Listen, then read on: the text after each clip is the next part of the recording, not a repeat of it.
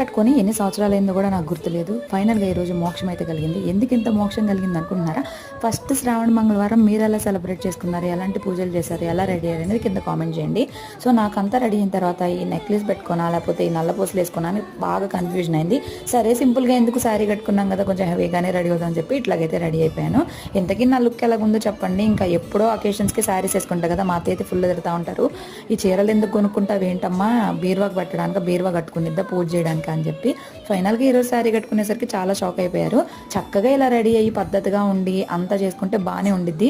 కానీ శారీ కట్టుకున్నాక శారీని చూసుకోవడమే సరిపోయింది, ఇంట్లో పనేమో. కానీ ఇక అటు సరి ఇటు సరి చేసుకోలేక మన పని అయిపోయింది. మొత్తానికి అంతా రెడీ అయిపోయి ఇంకా చక్కగా కాళ్ళకి పసుపు రాసేసుకొని పూజ అయితే స్టార్ట్ చేసుకున్నాను. ఇంకా అలాగే మా అత్తయ్య కూడా కాళ్ళకి పసుపు రాసి ఇంకా పూజ చేసుకున్నాక మా తోడుకోడలు వాళ్ళ ఇంటికి అయితే వెళ్ళాము. ఫుల్ వీడియో లింక్ కింద ఇచ్చాను. ఇలా మంచిగా పూజ చేసుకుంటే చాలా ప్రశాంతంగా అనిపించింది. అవునా కదా? కామెంట్ చేయండి. Bye bye.